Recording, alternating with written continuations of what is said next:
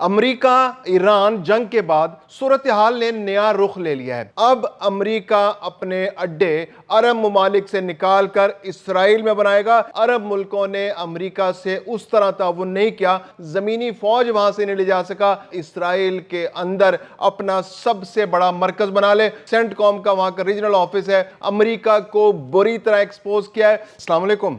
امریکہ ایران جنگ کے بعد صورتحال نے نیا رخ لے لیا ہے۔ عرب ممالک نے جب سے امریکہ سے ہاتھ پیچھے کھینچا ہے، اس کے بعد امریکہ نے بھی نئے آپشنز پر غور کرنا شروع کر دیا ہے، اور سب سے بڑا آپشن جو اب سامنے آ رہا ہے وہ ہے اسرائیل کا آپشن۔ اب امریکہ اپنے اڈے عرب ممالک سے نکال کر اسرائیل میں بنائے گا، کیونکہ حالیہ جنگ میں عرب ملکوں نے امریکہ سے اس طرح تعاون نہیں کیا جس کی امریکہ توقع کر رہا تھا، یعنی فضائی حدود استعمال کرنے کی آزادی سے اجازت نہیں ملی، اس کے علاوہ بیسز نہیں استعمال کر سکا، زمینی فوج وہاں سے نہیں لے جا سکا، اور اس کے علاوہ وہاں کے جو بحری جو ان کی انسٹالیشنز تھی ان کو بھی ٹھیک سے استعمال نہیں کر سکا۔ اب امریکہ نے فیصلہ کیا ہے، بلکہ وہ غور کر رہا ہے، اور غور کرتے وہ اس نتیجے پر پہنچ رہا ہے کہ وہ اسرائیل کے اندر اپنا سب سے بڑا مرکز بنا لے۔ فی الوقت امریکہ کا جو سب سے بڑا مرکز ہے وہ قطر کے اندر موجود ہے، جو سینٹ کام کا وہاں کا ریجنل آفس ہے، اور وہاں سے بیٹھ کر امریکہ آپریٹ کر رہا تھا۔ لیکن خلیج کے اندر ہونے والی جنگ نے امریکہ کو بری طرح ایکسپوز کیا ہے۔ جس طرح سے اس کے بحری بیڑے یو ایس ایس ابراہیم لنکن اور یو ایس ایس جیرالڈ جس طرح سے نشانہ بنے ہیں، اس کے بعد امریکہ کے پاس کوئی آپشن نہیں بچا کہ وہ گلف سے اپنے فوجیں، اپنے بحری بیڑے، اپنے بحری جہاز نکالے، کیونکہ ایران کی میزائل ٹیکنالوجی نے ثابت کر دیا ہے کہ ایران کسی بھی دشمن کے انسٹالیشن کو، کسی جہاز کو، کسی بحری جہاز کو، کسی زمینی نشانہ کو ہدف بنانے کی پوری صلاحیت رکھتا ہے، اور وہاں پر امریکہ جتنے نقصانات اٹھا چکا ہے، مالی طور پر اس کی مقدار بہت زیادہ ہے۔ جانی نقصان اگرچہ کم ہوا ہے، لیکن امریکہ کو سبکی بہت اٹھانا پڑی ہے۔ یو ایس ابراہیم لنکن جو ہے اس کا تو پتہ ہی نہیں وہ کہاں ہے، وہ استعمال کے قابل ہے بھی نہیں، کہ کسی سکریپ کی دکان پہ وہ پڑا ہوا ہے، یا وہ گڈانی پہنچنے والا ہے جہاں پر اس کو ڈسمینٹل کر کے دنیا میں اس کا کباڑ بیچ دیا جائے گا۔ اسی طرح یو ایس ایس جیرالڈ کے بارے میں بھی اچھی خبریں نہیں آ رہی، وہ بھی نشانہ بن چکا ہے۔ اس کے علاوہ اور بھی امریکی بحری جہاز کئی نشانہ بن چکے ہیں، نقصانات کو چھپایا جا رہا ہے۔ اسرائیل اپنی جانب نقصانات،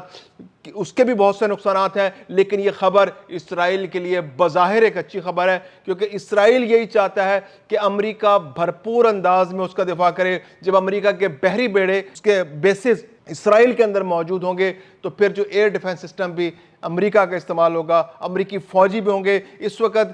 گلف کے اندر امریکی فوجیوں کی جو تعداد ہے وہ تقریباً 50,000 کے آس پاس ہے۔ قطر کے اندر جو العدید ایئر بیس ہے وہ سب سے بڑی پریزنس ہے امریکہ کی۔ اس کے علاوہ جو جہاز ہیں ان کے اوپر بہت بڑی تعداد میں امریکی سیلز موجود ہیں۔ اس کے علاوہ جو 5واں فلیٹ ہے وہ بحرین کے اندر موجود ہے، قطر کے اندر، سعودی عرب کے اندر، کویت کے اندر، اردن، مصر، ان تمام مقامات تقریباً 19 جگہ پر جو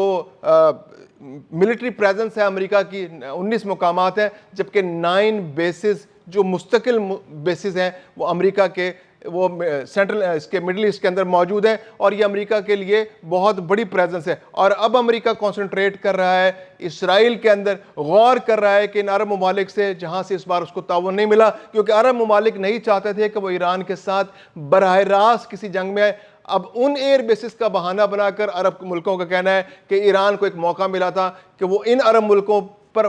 میزائل پھینک سکے، اور بہت بڑی تعداد میں میزائل پھینکے بھی گئے۔ یو ای کے اوپر تو اتنے زیادہ میزائل پھینکے گئے جو شاید اسرائیل پر بھی نہیں پھینکے گئے، تو یو ای کی اپنی شکایت اپنی جگہ پر موجود ہے۔ سعودی عرب پر بھی بہت سارے میزائل پھینکے گئے۔ بحرین میں تو جو 5واں فلیٹ ہے اس نے تو کام کرنا چھوڑ دیا، اور وہاں سے امریکہ کو اپنے بحری جہاز نکالنے پڑ گئے۔ کویت کے اندر بھی کوئی بہت اچھی پرفارمنس نہیں دکھا سکے۔ قطر کا جو ایئر بیس تھا وہ بھی نشانہ بنا، عراق کے بیسز بھی نشانہ بنے، عراق کے اندر امریکی سفارت خانے نشانہ بنے۔ تو امریکہ کو اندازہ ہو گیا کہ گلف کے اندر سے آپریٹ کرنا اس کے لیے کافی مشکل ہے۔ اب حالات مختلف ہو چکے ہیں، عرب ممالک ڈیفرنٹ انداز میں سوچ رہے ہیں۔ عرب ممالک کا بھی یہ کہنا ہے کہ امریکہ کی موجودگی اس کے لیے سود مند نہیں ہے، کیونکہ امریکہ اپنا دفاع نہیں کر سکا۔ جب امریکہ اپنا دفاع نہیں کر سکا تو ان عرب ممالک کا دفاع کس طرح کرے گا؟ تو اب صف بندی بڑی واضح ہوتی جا رہی ہے۔ عرب ممالک ایک بار پھر متحد ہو رہے ہیں، عرب ممالک ایک بار پھر اس موقف پر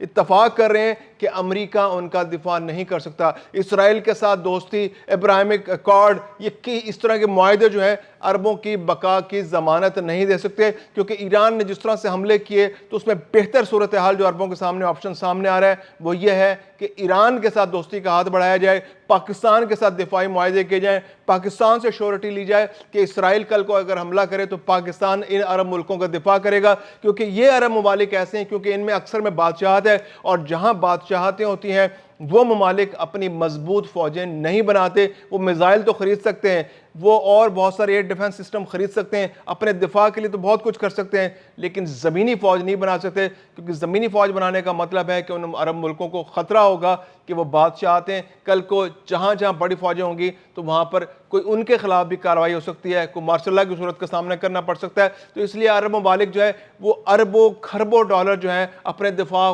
میں دفاعی معاہدے اور دوسرے ممالک سے مدد حاصل کرنے پر خرچ کرنے کو تیار ہے۔ پاکستان ایسے میں ایک بہت بڑی آپشن کے طور پر ابھر کر سامنے آیا ہے۔ پاکستان کے ساتھ دفاعی سعودی عرب نے معاہدہ کیا ہے، اور بھی بہت سارے عرب ممالک ہیں جو اس دفاعی معاہدے میں شامل ہونا چاہتے ہیں۔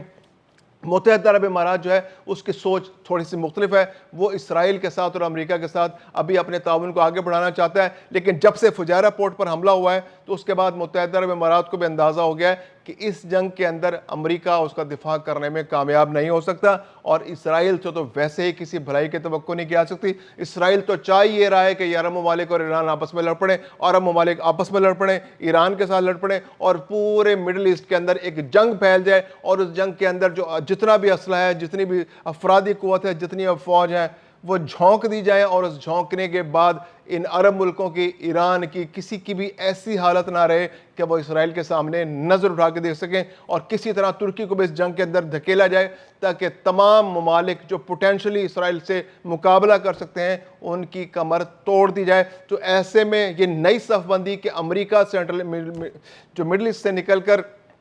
اب اسرائیل جا رہا ہے، تو یہ عرب ممالک کے لیے بھی ایک کسی حد تک بلیسنگ ان ڈسگائز ہے، کیونکہ ان کی سرزمین کے اوپر امریکہ موجود تھا جو ان کے دفاعی نظام کو اسرائیل کے خلاف استعمال کرنے کی بجائے اسرائیل کی فیسیلیٹیشن کے لیے استعمال کر رہا تھا، یعنی ایک ایسا دفاعی نظام جو عرب ملکوں کے دفاع کے لیے بنایا گیا تھا۔ لیکن جب قطر پر اسرائیل نے حملہ کیا تو امریکہ نے اسی دفاعی نظام کو، فضائی دفاعی نظام کو غیر مؤثر کر دیا، اور اسرائیل حملے کرنے میں کامیاب ہو گیا۔ تو اب جبکہ امریکہ غور کر رہا ہے کہ یہاں سے اپنے فوجیوں کو نکال کر محفوظ مقام یعنی اسرائیل لے جائے، تو یہ اب عرب ممالک کے لیے بھی ایک بڑی کلیئرٹی ہو جائے گی، اور دوسری جانب اب ایران کے پاس بھی جواز نہیں ہوگا کہ وہ ان خلیجی ممالک پر گولہ باری کرے، کیونکہ اب اگر وہ گولہ باری کرتا ہے تو یہ باقاعدہ جنگ تصور ہوگی، یہ امریکہ پر حملہ نہیں ہوگا، یہ ان خلیجی عرب ممالک کے اوپر حملہ ہوگا، اور یہ صف بندی پورے خطے میں ایک پولیٹیکل کلیئرٹی کے لیے بہت اچھا قدم ہے۔